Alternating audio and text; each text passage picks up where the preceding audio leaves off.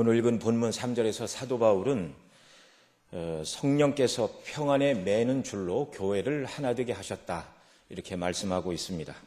그러니까 교회의 하나됨은 성령께서 하시는 일이요, 평안의 끈으로 묶은 하나됨, 그러니까 불화한 가운데 억지로 하나가 아니라 성령께서 하시는 역사이니 자원하는 심령으로 그 다음에 화평한 가운데 하나를 이루어야 된다, 이걸 말씀하는 것이죠. 그러니까 이것은 중세 교회가 교황을 머리로 하는 제도를 만들고 이제 머리가 된 교황 안에서 교회는 하나다, 이렇게 말한 것과 다르죠. 그리고 거기에 반기를 들면 강력한 교권의 폭력을 동원해서 하나를 만들려고 했죠. 그래서 교황 제도가 틀렸고 또 로마 카톨릭에서 말하는 신학이 잘못되었다, 그렇게 얘기를 하면 하나됨을 해친다는 이유로 사람들에게 목숨을 빼앗는 그런 엄청난 일들이 많이 있었습니다. 그것은 성경이 말하는 의미의 하나됨이 아니라는 말이죠. 성령께서는 구원받은 자들을 하나로 묶으시는데 평안에 매는 줄로 하나 되게 하셨습니다. 자, 사도는 여기 에베소 교회 성도들을 향하여 교회는 하나입니다, 여러분이 하나 되어야 합니다, 그렇게 말을 하고 있죠. 그러니까 이제 유대인과 헬라인으로 구성된 교회, 종과 자주자가 같이 있었던 교회, 또 남녀 차별이 심하던 당시에 남자와 여자가 함께 한 교회를 구성하고 있는 이 교회는 어떻게 보면 하나 되기가 어려웠죠. 유대인들은 유대인대로 따로, 헬라인들은 헬라인대로, 또 자유자는 자유자대로, 종들은 종대로 모여서 이렇게 각각 정말 구별된 다른 어떤 교회가 구성되어도 이상하지 않는 것처럼 보이죠. 그러나 그 모든 차별은 그리스도 안에서 의미가 없고 유대인과 헬라인도, 종과 자유자도, 남자와 여자도 오직 그리스도 안에서 하나이다, 하나의 몸된 교회이다, 이걸 계속 사도가 언급을 하고 있는 것이죠. 이렇게 교회 하나됨을 말하면서 하나라는 말이 4절, 5절, 6절에서 7번 등장하는데요, 4절에서는 성령과 관련하여 3번 나오고, 5절에서는 그리스도와 관련하여 3번 나오고, 6절에서는 하나님 성부와 관련하여 1번, 이렇게 7번 이제 하나라는 말을 여기 바울 사도가 사용을 하고 있습니다. 성경에서 7이라는 숫자는 영적인 일치나 완전을 가리키는 숫자다, 그렇게 우리가 이해를 하는데요. 그래서 교회의 하나됨은 성부, 성자, 성령님으로부터 나온 하나됨이다. 그러니까 진실로 하나님의 놀라운 구원의 은혜를 받은 성도들은 이 하나됨을 견고히 붙들어야 되고, 하나됨을 거역하거나 하나됨을 인정하지 않거나 그러면 그리스도 안에 있는 참된 구원의 의미를 제대로 깨닫지 못한 사람이 되는 것이죠. 자, 여기서 하나됨을 말하면서 성령의 역사와 관련해서, 그 다음에 성자 예수님과 관련해서, 성부 하나님과 관련해서 이렇게 순서를 성령, 성자, 성부 이렇게 말하고 있는데요. 그런데 이제 창세기 1장에 보면 우리의 구원은 성부 하나님께서 창세전에 신령한 복을 주어 그리스도 안에서 우리를 구원하기로 작정하셨다, 이렇게 말하고, 그 하나님의 구원 계획에 따라서 예수님이 오셔서 십자가로 그 피로 우리를 구속하사 우리를 하나님의 자녀 삼으셨다, 이렇게 말합니다. 그리고 이 놀라운 구원을 가지고 성령께서 우리에게 구원으로 인치시고 또 보증하셨다, 이렇게 말씀하고 있죠. 그런데 오늘 4절, 5절, 6절은 성부, 성자, 성령이 아니라 성령, 성자, 성부의 역순으로 되어 있습니다. 원리적으로는 말씀드린 대로 하나님이 구원을 계획하셨고 예수님이 이루셨고 성령께서 적용하심으로 교회가 탄생이 되었지만, 그러나 실제의 교회의 탄생은 성령님이 오심으로 교회가 탄생했고, 성령님은 그리스도의 구속을 근거로 오셨고, 또 그리스도는 하나님께서 세우신 구원 계획을 이루기 위해 이 땅에 오셨죠. 그런 면에서 실제적으로 하나님의 계획은 성부로부터 출발되지만 우리를 구원하는 역사는 성령님으로부터 이제 성령께서 성자의 것을 가지고, 성자께서는 아버지께서 계획하신 것을 가지고 이루셨기 때문에 이렇게 이야기해도 전혀 문제가 없는 것이죠. 자, 어쨌든 삼위 하나님의 행사를 통하여 탄생한 교회는 삼위 하나님의 능력과 은혜와 계획하심 속에서 교회가 하나가 되어야 한다. 이걸 말씀하고 있습니다. 그러면 이제 교회의 하나됨을 가로막는 것은 무엇인가? 그것은 자기중심적으로 모든 것을 생각하려 하기 때문에 내가 기준이다. 나한테 맞춰라. 이렇게 하다 보면 모두가 하나가 되지 않습니다.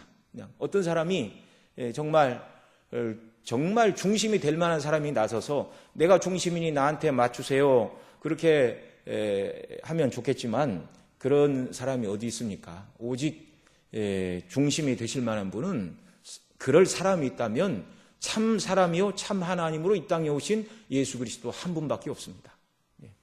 그 외 모든 인생들은 다 연약과 허물이 있죠. 그런 인생들이 내가 기준입니다. 이렇게 말하는 순간 분열은 거기서부터 싹트게 되는 것입니다. 이 사람들은 다 자기중심적이 되어서 내가 표준이 되어 나와 다르면 나도 다르고 저 사람도 다르다. 그러나 주님만이 옳다. 이렇게 생각을 해야 되는데 나와 다르면 다른 사람은 틀린 것이다. 이렇게 공격하고 싶어하는 마음이 있습니다.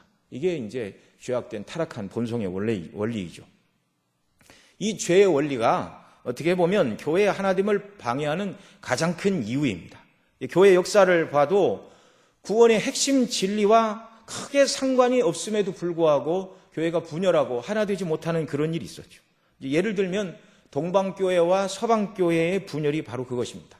처음에는 교회가 하나였어요. 그런데 이제 서방교회는 로마 대주교가 이제 서방교회 대표였고, 그 다음에 이제 우리가 흔히 말하는 동방교회는 콘스탄티노플 대주교 이렇게 두 사람이 있었죠. 그런데 이 서방교회가 어느 날 갑자기 로마 대주교가 자신들이 사도 바울, 사도 베드로를 계승한 교황이라고 교회의 머리는 우리다 이렇게 얘기를 하니까 동방교회 곧 콘스탄티노플 대주교는 자신도 동일하게 사도들을 계승했다고 믿었기 때문에 서방교회가 주장한 교황권을 인정하지 않았습니다. 이것이 이제 갈등의 시초가 되었고요. 이것을 가지고 갈등을 하다가 1054년에 완전히 갈라섰고 그 후에 1453년 콘스탄티노플이 회교도들인 터키 군대에 함락이 되자 이제 동방교회 히랍 정교회가 대주교가 러시아로 이제 옮겨가게 됩니다. 그러자 그때부터 이제 그리스 정교회라고 불리게 되었고 동방교회, 서방교회는 이제 완전히 교통이 차단이 되고 말았습니다. 교회의 연합과 하나됨, 일치, 이 모든 것은 제도와 교권으로 되는 것이 아니죠. 오직 삼위 하나님과 하나님의 이루신 구원의 행사 안에서 하나의 통일이 있을 뿐이다. 사도가 거듭 이것을 밝히고 있습니다. 오늘 이 시간에는 4절에 기록된 몸도 하나요, 성령도 하나요, 부르심의 소망 안에서 우리가 하나가 되었다라는 이 말씀을 우리가 생각해 보고자 합니다. 자, 우리 4절 있는 말씀 같이 한번 읽습니다. 몸이 하나이요 성령도 하나이니 이와 같이 너희가 부르심의 한 소망 안에서 부르심을 입었느니라. 아멘. 자, 먼저 몸이 하나라고 말하는데요.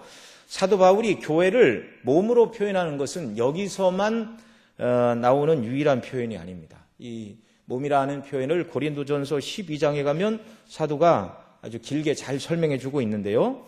우리 고린도전서 12장 12절로 20절 함께 찾아서 보겠습니다. 신약성경 대략 278면에 있습니다.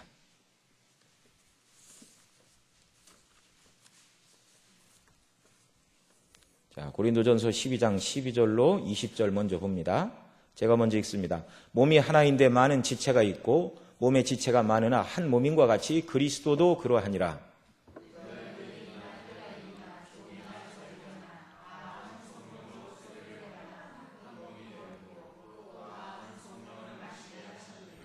몸은 한 지체뿐 몸은 한 지체뿐 아니요 여럿이니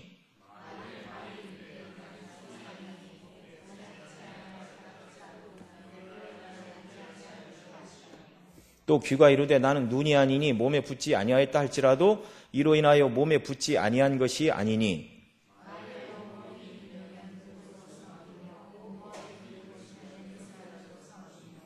그러나 이제 하나님이 그 원하시는 대로 지체를 각각 몸에 두셨으니 함께 있습니다. 이제 지체는 많으나 몸은 하나라. 아멘. 네. 손과 발이 역할이 다르지만 다 한 몸의 지체다 이렇게 말합니다. 발이 이르되 나는 손이 아니니 몸에 붙지 아니하였다. 발은 손처럼 자유롭게 이렇게 기능을 하지 못하죠. 발의 기능은 이동에 있습니다. 이제 손의 기능은 이제 조작과 활동에 있는 것이죠. 그렇다고 발이 손의 기능을 부러워해서 나는 손처럼 그렇게 자유자재로 무엇을 창작하거나 만들거나 이렇게 하지 못하니 나는 몸이라고 붙어 있다고 말할 수도 없어. 나는 몸이 아니야. 몸에 붙지 않은 것이야. 이렇게 말할 수 없다는 말이죠. 또 귀가 이르되 나는 눈이 아니니. 여러분, 사람 몸에 있어서 귀가 중요합니까? 눈이 중요합니까? 다 중요하죠. 다 중요하죠. 근데 귀는 밖으로 나와 있고 눈은 이렇게 쑥 들어가서 상당히 보호를 많이 받잖아요.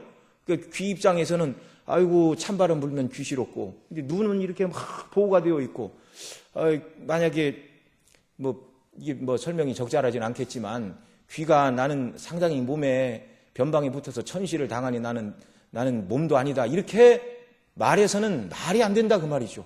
하나님이 그렇게 만드셨습니다. 예. 주님의 몸된 교회의 모든 구성원들이 다 그렇다는 말이죠. 한 몸을 구성하는 각각의 지체이요 하나이라는 것입니다. 하나. 에베소 5장 23절에 이렇게 말합니다. 이는 남편이 교회의 머리됨이 그리스도께서 교회의 머리됨과 같음이니 그가 친히 몸의 구주시니라 이렇게 말씀합니다. 예. 교회의 머리됨과 같다. 그리스도께서 교회의 머리다. 자, 교회는 주님의 몸인데 그리스도는 그 몸의 머리시라는 말이죠. 유대인과 헬라인, 그리고 종과 자유자, 남자와 여자 다 성령 안에서 하나의 그리스도의 몸이 되었다는 것입니다. 한 몸은 생명 있는 하나의 유기체입니다. 몸이 한쪽이 고통을 당하면 다른 쪽도 아플 수밖에 없는 것이죠. 발바닥에 가시가 박히면 발바닥만 아픈 게 아닙니다. 온몸이 고통스럽습니다. 그래서 금방 읽은 고린도전서 12장 20절까지 읽었는데요. 21절 이하에서 이렇게 말합니다. 또 21절 이하 27절까지도 한 절씩 있습니다. 눈이 손더러 내가 너를 쓸데없다 하거나 또한 머리가 발더러 내가 너를 쓸데없다 하거나 하지 못하리라.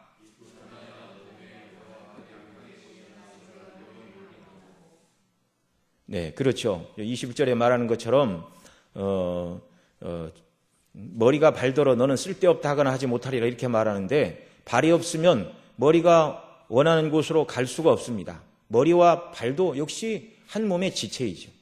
또 22절에서 몸에 더 약하게 보이는 지체가 도리어 요긴하고 이렇게 말하는데요.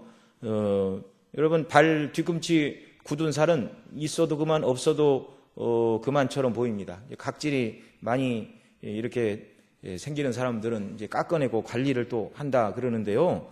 그런데 굳은 살이 하나도 없다면 사람이 걸을 수가 없습니다. 각질도 필요해서 하나님 주시는 것이죠. 23절 읽습니다. 우리가 몸에 덜 귀히 여기는 그것들을 더욱 귀한 것들로 입혀주시며 우리의 아름답지 못한 지체는 더욱 아름다운 것을 얻고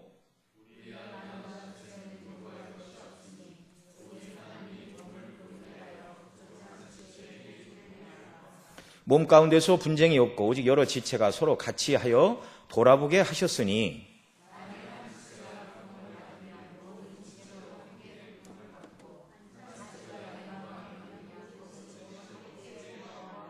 함께 읽습니다. 너희는 그리스도의 몸이요 지체의 각 부분이라. 아멘. 자, 저와 여러분 모두는 각각이 살아있는 생명체인데 느슨한 연합을 이루는 것이 아닌 그리스도 안에서 하나의 몸이라 이렇게 말씀하고 계십니다. 그래서 그 몸 안에는 아름다운 지체도 있고 조금 덜 아름다운 지체가 있을 뿐이지 모두가 한 몸을 구성하는 한 지체라는 말이죠.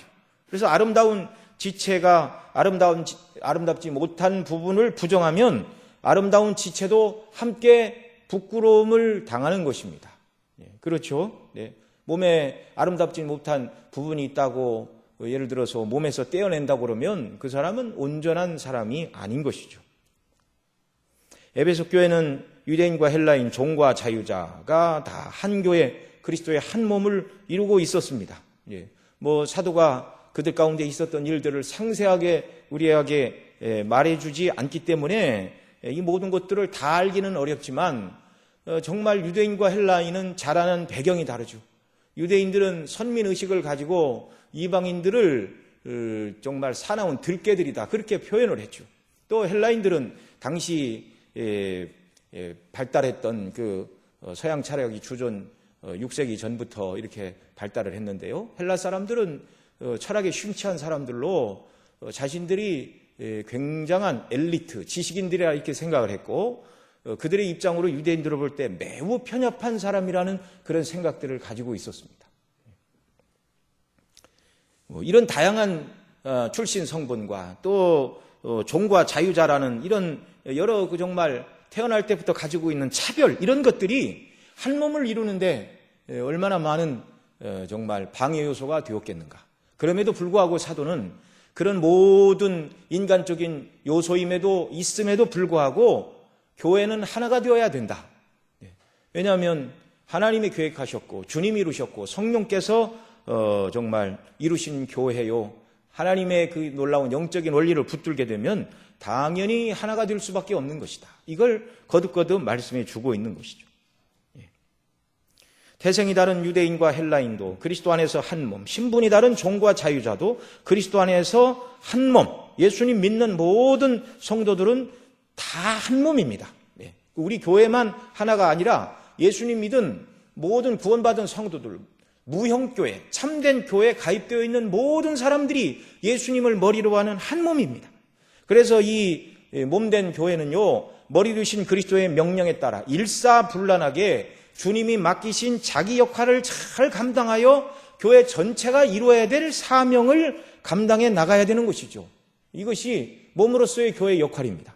그러지 않고 몸의 어느 지체 하나가 나는 아름답고 나는 고귀하고 나는 뛰어나다, 이렇게 자기 자랑을 하면 다툼과 싸움 때문에 한 몸의 연합이 깨어지게 되는 것이죠. 한 몸은 서로를 아끼고 사랑해야 됩니다. 몸의 어떤 부분은 쓸모없는 부분을, 하나님이 쓸모없는 부분을 우리 신체에 주신 일이 없죠. 우리 몸의 모든 요소는 다 필요가 있습니다. 예전 어느 때는 사람 몸에 있는 맹장은 별 쓸모가 없는 것이다, 그래서 떼어내도 상관이 없다, 그런 얘기를 하지만 그렇지 않죠. 오늘날 의학적인 연구에 의하면 맹장이 하는 역할들이 밝혀지고 있습니다. 사람들이 알아내지 못해서 그런 소리를 했을 뿐이지, 무슨 예수님 믿지 않는 진화론자들, 과학자들이 말하는 것처럼 몸이 퇴화하는 과정에서 생긴 그런 말들은 우리가 전혀 정말 쓸모없는 이야기들이죠. 우리 몸의 어떤 부분도 하나님이 쓸모없는 부분을 만드시 않으신 것처럼 교회 안에 참으로 예수님 믿고 구원받은 성도들은 비록 연약하고 정말 아름답지 못한 아름다운 지체에 비해서 그렇지 못한 부분이 있을지라도 그 몸의 지체이지 쓸모없는 지체는 없다는 것입니다. 정말 연세가 많고 몸이 병약해서 이렇게 활동도 잘 못하는 가운데도 예수님 믿는 성도들이 있을 수 있어요. 정말 하나님의 은혜로. 그분도 참으로 예수님을 믿으면 주님의 몸의 한 지체입니다. 쓸모없는 지체는 하나도 없습니다. 그분이 활동을 못해도 병상에서 하나님의 나라와 영광을 위해 정말 주님의 몸된 교회를 위하여 기도한다면 그분의 역할이 작다고 어떻게 이야기를 할 수 있겠습니까? 여러분, 우리 지난주 인도네시아 목사님들 오셨을 때 우리 목사님은 설교와 강의로 섬기셨고 또 우리 성도님들은 나오셔서 이렇게 식사 대접하기 위하여 수고들 하고 그러셨는데요. 태어나서 처음 본 분들이죠. 이름도 모르고 고향이 어딘지도 모르고 나이가 몇 살인지도 모르고, 그러나 예수님을 믿는다는 신앙 고백 안에서 정말 얼마나 성도 간의 아름다운 연합이 되고 정말 교통이 되고 얼마나 정말 그들을 그리스도 안에서 우리가 존중히 여기고 귀하게 여기고, 이 그리스도 안에서 다 한 몸이기 때문에 그런 것이죠. 교회 안에서만 이런 연합과 하나됨이 가능한 것이죠. 자, 지상의 모든 교회는 합력해서 그리스도의 명령대로 맡기신 일을 감당해야 될 한 몸입니다. 그러니 서로를 돌아보고 사랑하고 위해 주어야 될 한 몸의 지체. 이 한 몸이라는 것을 잃어버리는 순간 분열이 싹 트지만 하나의 몸이다, 유기체이다, 돌봐야 될 몸이다, 이걸 생각하게 될 때 정말 우리가 성령의 매는 줄로 하나가 되는 은혜를 주시는 줄 믿습니다. 자, 두 번째로 교회는 성령 안에서 하나입니다. 성령에 의해서 교회가 탄생하였습니다. 몸이 하나요, 성령도 하나요, 이 순서를 이렇게 말하는데요. 자, 성령께서 교회가 몸이 하나 되게 하시는 일을 하시는 분이라는 말이죠. 몸이 하나요, 성령도 하나요. 그 하나된 몸으로서의 기능을 제대로 하도록, 그 몸이 탄생하도록 역사하신 분도 성령님이시오. 그 몸이 그리스도의 몸으로서 바른 기능을 하도록 은혜 주시고 역사하시는 분도 성령님이라는 것이죠. 성령님은 한 분이십니다.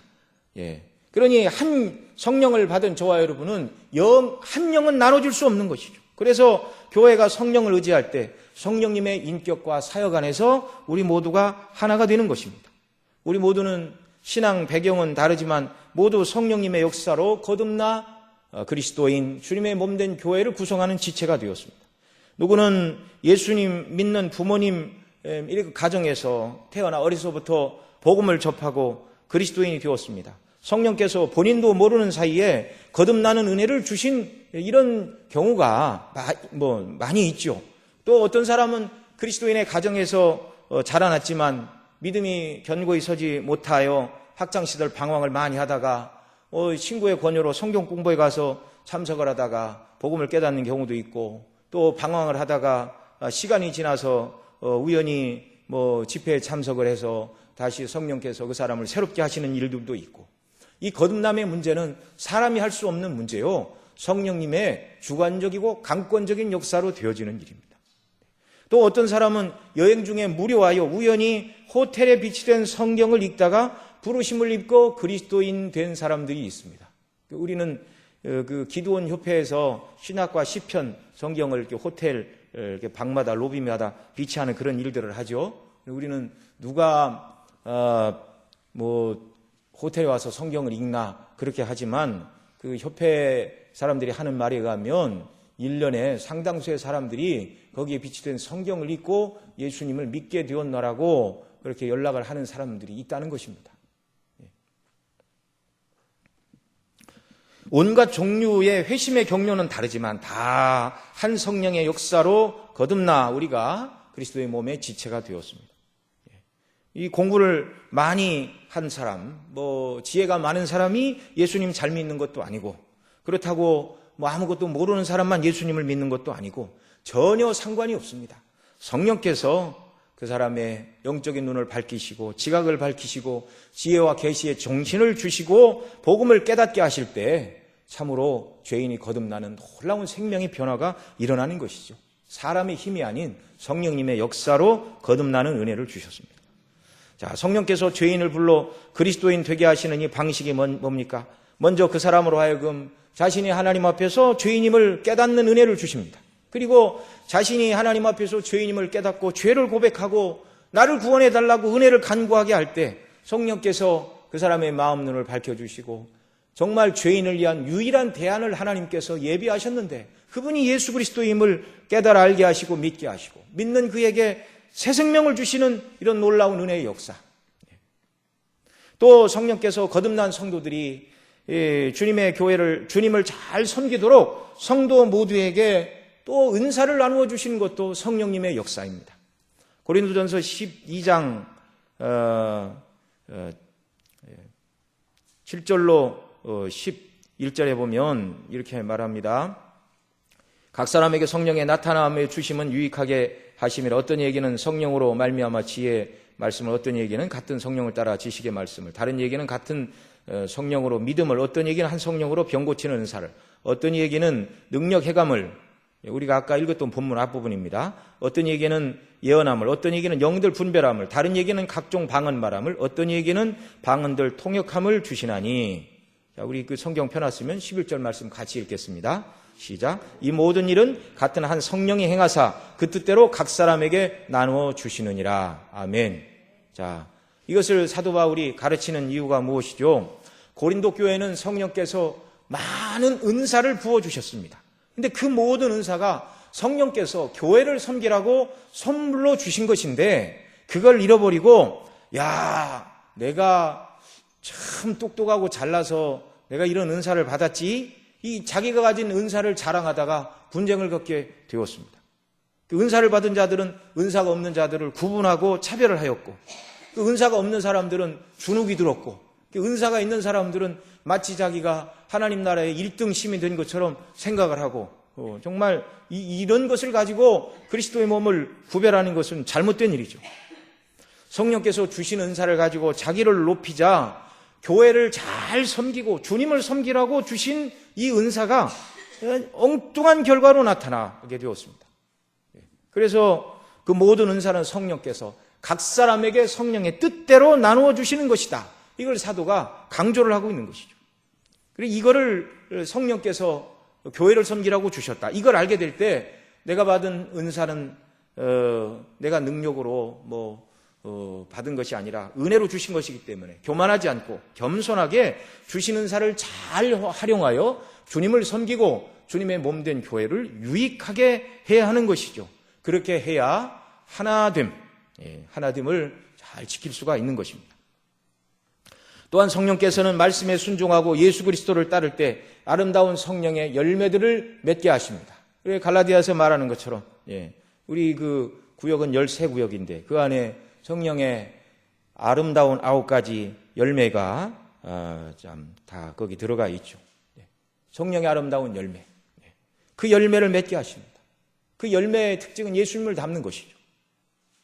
성령의 인도하심과 감동하심과 교통하심 속에서 날마다 예수님을 닮고 열매 맺어 하나님이 기뻐하시는 사람으로 인격이 변화되고 정말 그런 가운데 교회에 맡기신 일을 잘 감당하는 사람들로 그렇게 우리를 성령께서 이끌어 나가시는 것이죠.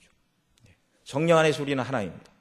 우리 모두는 자라는 배경이 다르고 또 그리스도인이 되는 방식은 조금씩 달랐을지라도 한 성령님의 역사로 거듭나 그리스도인이 되었고 그리스도의 몸의 지체가 되었고 몸의 머리이신 예수님을 닮는 성령의 열매를 맺어가는 자들로 성령께서 저와 여러분을 부르셨습니다. 이 성령의 하나 되게 하심을 늘 기억하고 정말 본성대로 행하려고 할 때 분란이 온다. 그러나 성령을 의지할 때 분란도 없고 평안에 매는 줄로 하나 되게 하신다. 이 원리를 우리가 늘 붙들고 믿음을 따라 살아야 할 것입니다. 세 번째 4절에서는 너희가 부르심의 한 소망 안에서 부르심을 입었다. 부르심의 소망이 하나다. 이렇게 말합니다.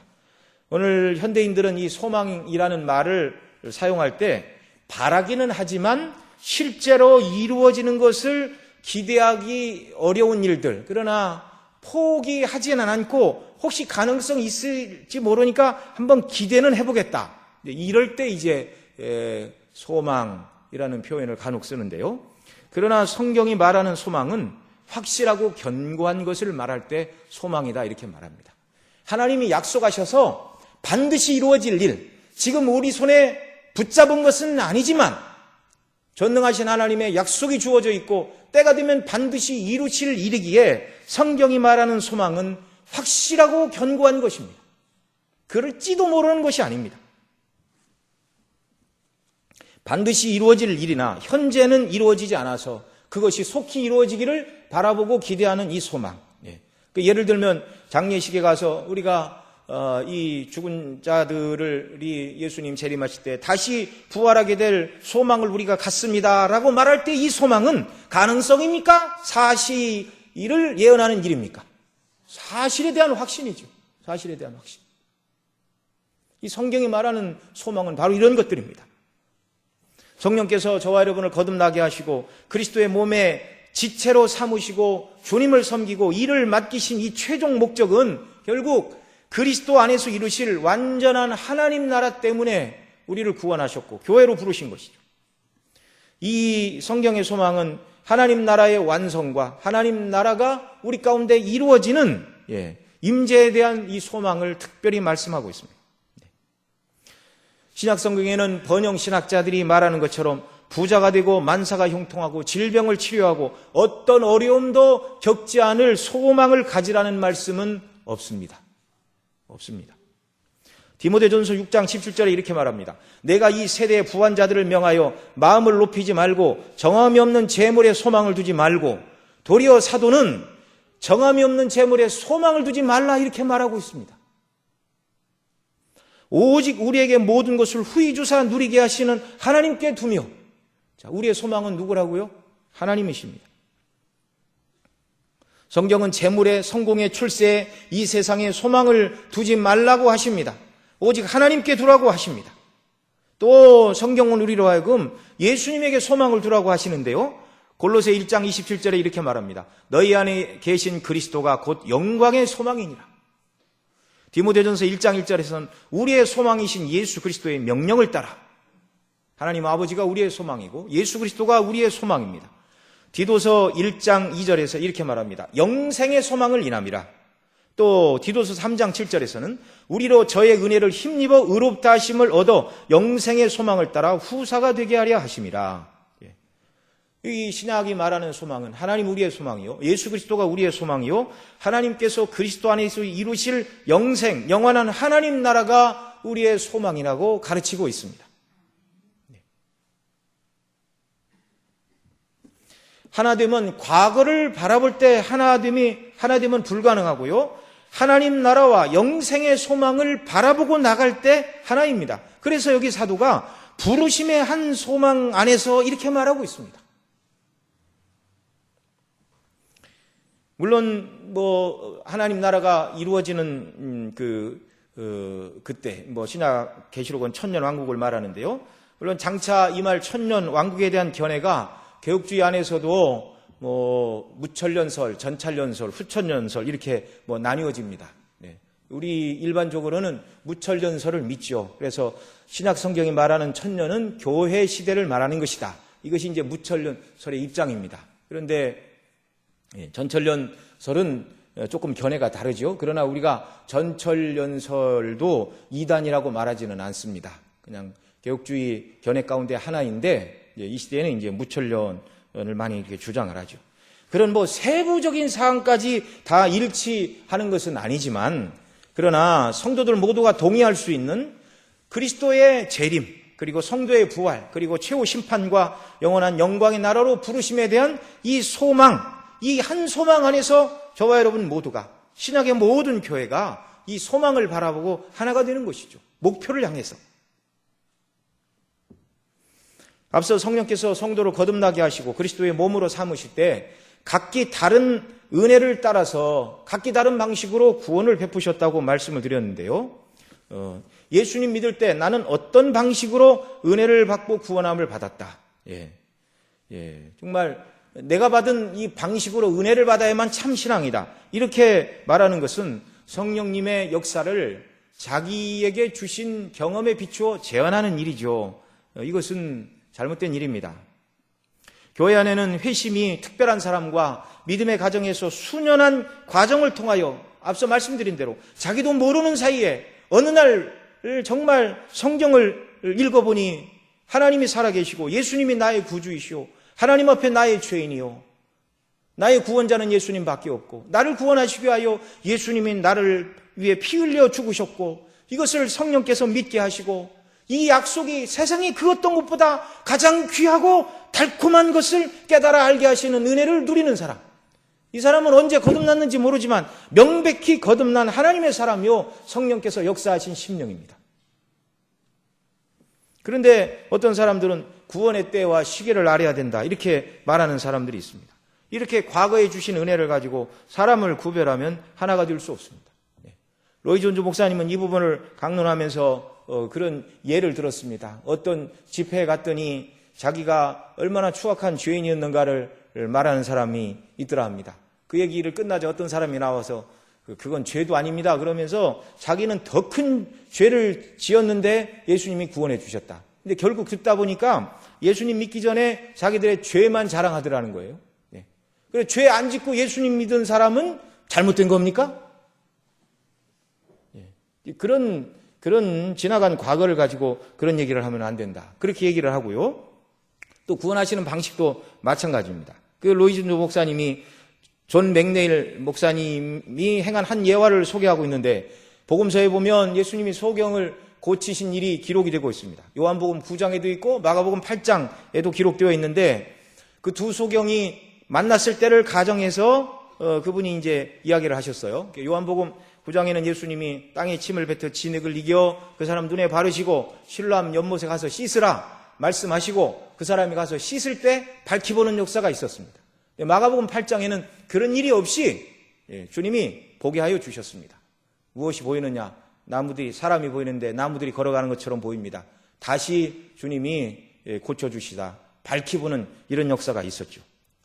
그런데 이 요한복음 9장의 소경이 마가복음 8장의 소경을 만나 예수님이 진흙을 이겨 당신의 눈에 발라주시고 실로암 연못으로 가라고 하실 때 당신 기분이 어땠습니까? 가서 씻으면 나을 거라고 믿었습니까? 이렇게 묻는다면 마가복음 8장의 소경은 전혀 모르는 소리죠. 나는 모르는 소리입니다. 나는 듣도 보도 못한 소리인데요. 이렇게 대답을 하겠죠. 그렇다고 요한복음 9장의 소경이 주님께서 당신의 눈에 침으로 진흙을 이겨 바르지 않고 실로암 연못에 가지 않고 당신이 그 연못에 가서 이렇게 그 물로 눈을 씻은 다음에 눈을 뜬 것이 아니라면 당신은 진정으로 눈을 뜬 것인지 나는 믿을 수 없다. 그런 과정이 없다면 당신은 눈 뜬 것이 아니다. 이렇게 이야기한다면 얼마나 우스운 이야기라는 것입니다. 우습기 짝이 없는 이야기죠. 특별한 체험과 경험을 통해서 그리스도인이 되는 사람도 있고 순연하게 하나님의 말씀 안에서 내가 언제 구원받았는지도 모르지만 예수님이 나의 구주심을 깨닫는 이런 놀라운 은혜의 역사도 있습니다. 받은 바 은사가 다르고 또 정말 사람들은 다른 사람보다 더 많은 은사를 받아서 좀 섬기면 좋겠다. 그것이 주님을 위한 충정에서 나오면 좋은데 다른 사람에게 나는 더 많은 은사가 있다고 자랑하려는 마음에서 출발한다면 이 모든 것도 다 잘못된 것이죠. 인간적인 생각들입니다. 구원의 과정이 다르고 받은 은사도 다르고 사명도 다르고 교회 안에서 섬기는 일과 봉사의 양도 다 다를 수가 있습니다. 그런 것으로 서로 구별하지 말고 오직 우리를 부르신 부르심의 소망 안에서 우리 모두는 하나가 되어야 합니다. 다시 오실 주님에 대한 소망, 주님이 이루실 영광의 나라에 대한 소망, 주님과 함께 영광의 나라에서 영원토록 거할 이 부르심의 소망을 붙들고 나아갈 때 우리 모두가 신약의 교회가 세상의 교회가 하나가 된다는 말이죠. 이것을 사모하는 상도는 어떻게 살아야 됩니까? 요한일서 3장 2절로 3절에 이렇게 말합니다. 사랑하는 자들아 우리가 지금은 하나님의 자녀라 장래 어떻게 될 것은 아직 나타나지 아니하였으나 그가 나타나심이 되면 우리가 그와 같을 줄을 아는 것은 그에 계신 그대로 볼 것을 인함이니 주를 향하여 이 소망을 가진 자마다 그의 깨끗하심과 같이 자기를 깨끗하게 하느니라. 여러분 이 말씀처럼 주님을 만날 소망, 주님이 다시 오시는 그날 우리도 정말 이 비천한 죄인이지만 예수님이 입으신 영광의 몸처럼 우리도 영광스러운 몸을 입게 될 것이라는 이 소망을 가진 자들은 주님의 깨끗하심과 같이 자기를 깨끗하게 한다 이렇게 말하고 있는데요. 날마다 그리스도의 피를 의지하여 우리 죄를 씻고 성령 안에서 거룩을 추구하며 맡겨진 일을 잘 감당하는 사람인 것이죠.